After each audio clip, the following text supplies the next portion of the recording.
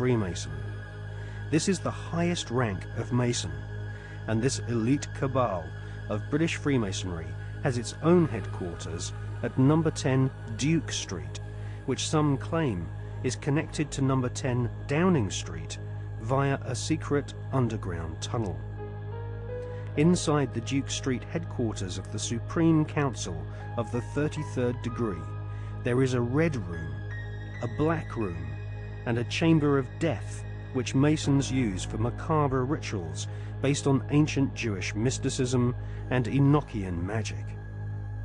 Once initiated into the 33rd degree, Masons are told they are superior beings, and the human population are referred to as being profane goyim, which means cattle.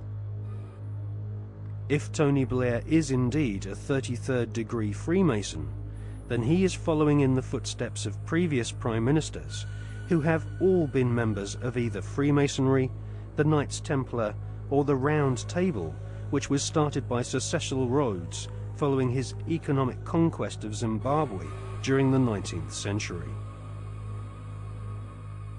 Winston Churchill was also a 33rd degree Freemason, initiated into the Studholme Lodge at the headquarters of the 33rd degree in May 1901. Winston Churchill was also a member of the Order of Druids, who often meet at Stonehenge during the spring equinox, whilst members of the British public are forcibly restrained from this ancient megalithic site by thousands of police officers. The ancient Druid rituals at Stonehenge can be considered harmless when compared to the murderous, satanically inspired ceremonies of Freemasonry. Most Freemasons do not progress beyond the first 3 degrees or exams of initiation. These are often called the blue degrees. In fact, many Masons do not even realize that beyond the 3rd degree of Master Mason, that there are higher degrees. The higher degrees of Freemasonry are almost exclusively populated by men of aristocratic lineage, or ex-officers of the armed forces. In all, at any one time, there are no more than a few dozen men who reach the 33rd degree. As they pass each ritual test, the ceremonies become more bizarre and include symbols which can be found in ancient Egypt, with initiates being given pompous titles such as sovereign, prince, or knight.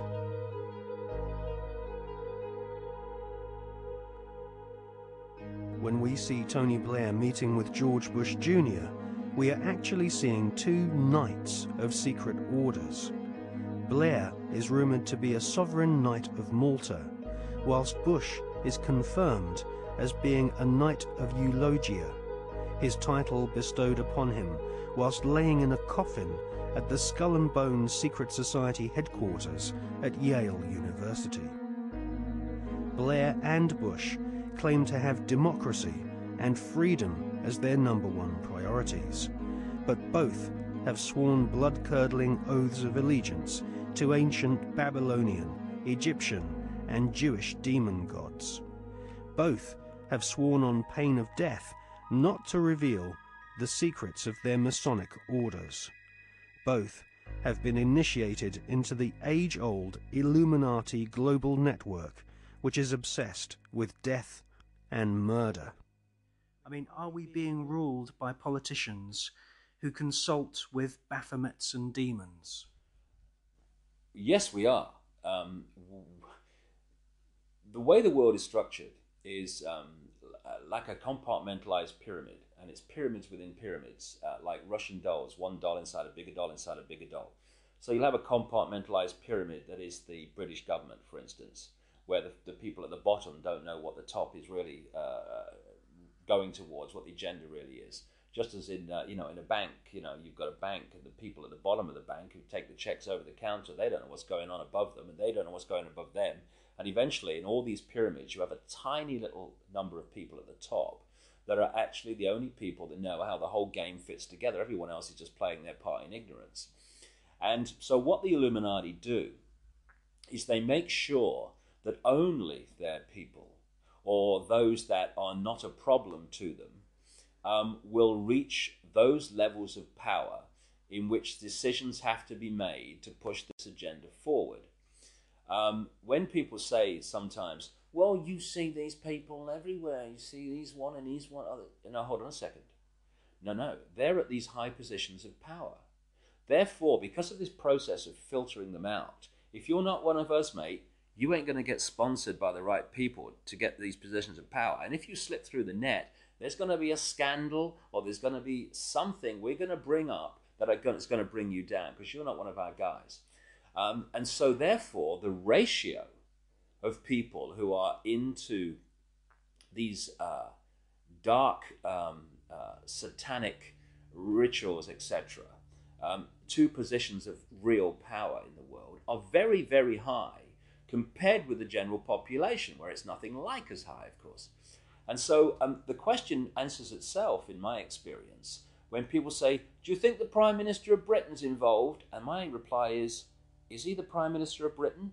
Yeah, well, he's involved, particularly Britain, because the reason, you see, that you cannot put a cigarette paper between the British Prime Minister ever and the President of the United States, whether Democrat or Republican, is because both are answering to exactly the same masters. And Blair and Bush, who are gophers, I mean, the real power you don't see. They're just, they're on public display, they're still at gopher level. They are far more terrified of those in the shadows dictating to them than they are of public reaction to them. Because the most that public reaction can do is kick them out. It's not the most that the people in the shadows can do. I was talking years indeed before Blair came to power, that Blair was a chosen one and that he would be brought through. And one of his tasks would be to take Britain into the euro, among many other things. And this is why Bush and Blair speak from the same song sheet, because the same people are handing out the song sheets. So yes, absolutely is involved. And so are the British royal family in horrendous rituals that go on at places like Balmoral. And if what really goes on comes out, and it will, people like Bush and Blair and the British royal family will have to reincarnate many times to complete the sentence.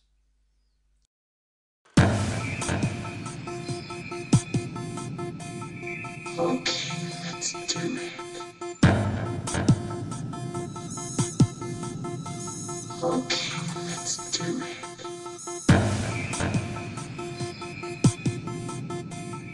Okay, let's do it. Okay, let's do it.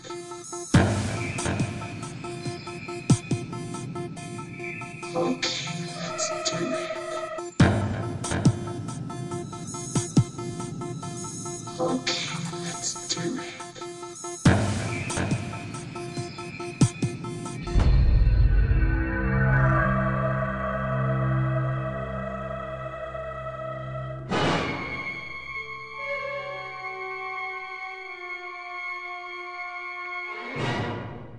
I was an FBI agent for 27.5 years. At the time of my retirement, I was the senior special agent in charge of the FBI Los Angeles Division. I have been qualified in the courts as an expert on cults and satanic ritual abuse. I have information from various sources that judges, law enforcement, prosecutors, attorneys, doctors, and many prominent individuals, including actors, actresses, professional football and baseball players, are involved in these type activities.